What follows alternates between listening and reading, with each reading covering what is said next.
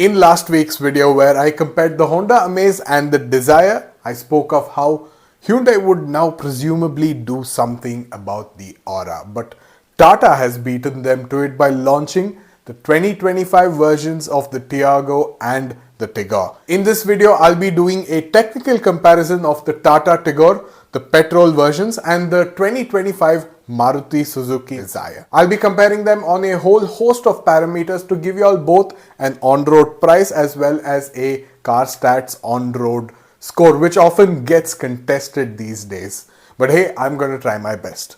Also, please share this video with someone considering buying one of these cars, and if you haven't already, hit that subscribe button and help me get to 1,000 subs.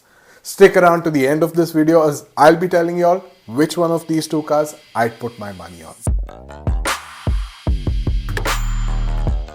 Alright, I'm going to base this video on the Tata Tigor and speak about it more extensively, but if you want to know how the Dzire compares to the Honda Amaze, the link is somewhere here. It'll be somewhere here.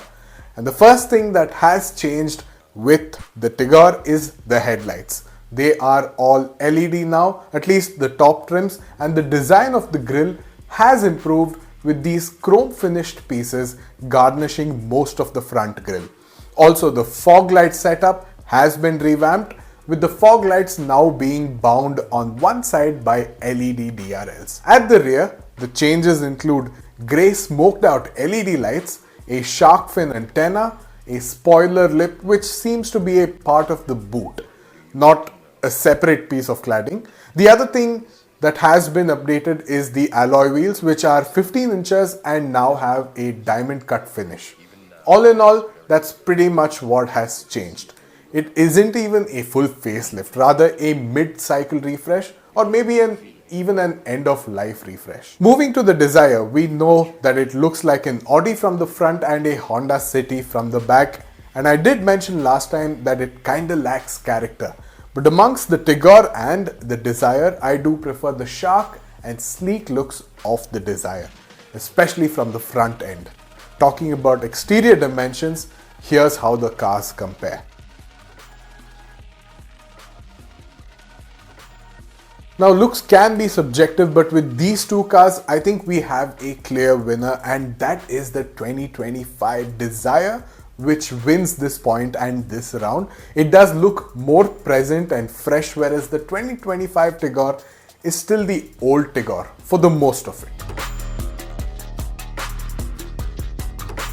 The interiors is where the Tigor sees the biggest changes, and that begins with the infotainment screen, which is now a bigger and more up-to-date unit that you see on other more expensive Tata products. The steering wheel is now also the typical two-spoke Tata steering wheel with an illuminated Tata logo, and this component has always looked good. The instrument cluster on the top trims are now completely digital, which is missing on the Dzire. Even the climate control section is revamped now, but the interior color scheme is a dull grey and white combo, which is not very exciting. The quality of materials is better on the Dzire, and the beige and black color combo lends it a premium look and feel. What the Tigor misses though is the option of a sunroof, which the Amaze also misses but is available on the Dzire. And the big thing that the Dzire does get are adjustable rear seat headrests. These are neither available on the Tigor nor on the Honda Amaze. The Tigor's interiors are better than before, but lacks that oomph and luxe appeal. But it does look more modern thanks to the dashboard layout, the climate control section, the steering wheel, and the digital instrument cluster. The Dzire has the more conventional interior space and is also roomier, and I much prefer being inside the Dzire, and hence I'm giving it this point. Let's now run through the practicality section of this comparison, where we will compare the boot space and ground clearance of these cars. Now, the Tigor has taken the throne away from the Amaze and now gets a best-in-class boot space of an advertised 419 liters compared to 416 on the Amaze and only 382 liters on the Dzire. Moving into the ground clearance numbers, the Dzire gets 163 mm, whereas the Tigor gets 170 mm. Not a very big difference, but the Tigor gets both these points in this round. Well, talking about safety, this is usually Tata's forte, but the Dzire is going to get this point, and here's why. Firstly, the Dzire gets 5 stars in the global NCAP tests, whereas the Tigor in the previous NCAP test scored about 4 stars. 4 stars to be precise. But I've mentioned in my previous videos that a 4-star rated car is not too far off when compared to a 5-star rated car, because they're only being tested at about 64 kilometers per hour. The thing is about the airbags, and this feels so strange to say that the Dzire gets 6 airbags as standard across all variants and the Tigor only gets 2, one for the driver and one for the front passenger. Both these cars are pretty well kitted when it comes to features, with a few hits and misses amongst the both of them.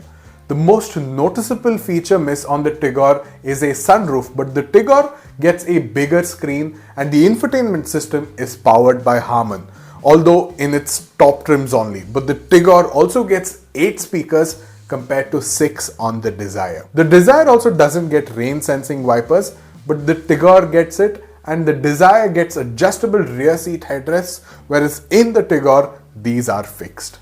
As for me, I prefer the feature set on the Dzire with adjustable headrests, but to be fair, the point should actually go to the Tigor because of a much better infotainment system, audio capabilities and a high quality 360-degree camera. Talking about colors, neither of these cars get dual tone options and the Dzire gets 7 color options. You can get it in Gallant Red, Pearl Arctic White, Splendid Silver, Magma Grey, Bluish Black, Nutmeg Brown and Alluring Blue. The Tigor on the other hand comes in 5 color options, and these are Pristine White, Daytona Grey, Arizona Blue, Meteor Bronze and Supernova Copper, which is the new curve inspired color shade. Finally, let's get into the all-important drivetrain and pricing comparison, where I'll be comparing some of the variants of these two cars and see whether the drivetrains you get are worth the money or not. In this table, we compare the base variant manuals of these cars, and you can see that the Tigor has the more powerful engine and the better torque number, whereas the Dzire offers an absolutely unreal fuel efficiency number. Both the engines are 3-cylinder 1.2 litre naturally aspirated petrols, and despite being the bare bones base variants, the Tigor is almost a lakh cheaper. If you want a top of the line manual, the Dzire will cost you nearly 2 lakhs more, for which you get better interiors and a sunroof. Moving into the base variant automatics, both these cars come kitted with a 5-speed automated manual transmission, but then again the Tigor will be cheaper by nearly 1 lakh. However, you will get more features on the Dzire, as it's not a base variant, it's the second variant in the lineup. Finally, if you want the top trim automatic variants, the story is the same. The Dzire will be 1.8 lakhs more expensive. Yes, the Suzuki engine will be more reliable and cheaper to run and easier to maintain, but I'm going to give this point to the Tigor because it's a slightly more peppy engine for a lot less money across all its variants. If you can live with the lower mileage and lesser engine refinement, the Tigor is the car to go for. Now that we've concluded the technical comparison, we have a winner, and that is the 2025 Tata Tigor. This was a very close competition, with the Dzire winning in the exterior design, interior design and safety categories, but the Tigor is better when it comes to pricing, a slightly punchier engine, boot space and overall value for money. But it isn't the car I'd put my money on. The technically superior car may sometimes not be the better product. Like in this case, the Dzire is the better product. Of course, it is also available in black, and that's a big deal for me. And it looks nicer, it's safer and has a sunroof. The Dzire is simply the more sensible car here, thanks to its reliable drivetrains and a positive after-sales experience. The 2025 Tigor, on the other hand, seems like an update that has been executed to further lure customers who are already considering the Tigor for its low price tag and that Tata badge. But you do get updates on the inside, and on the dashboard. That's where almost all of the changes are. So what would you do? Which one would you put your money on?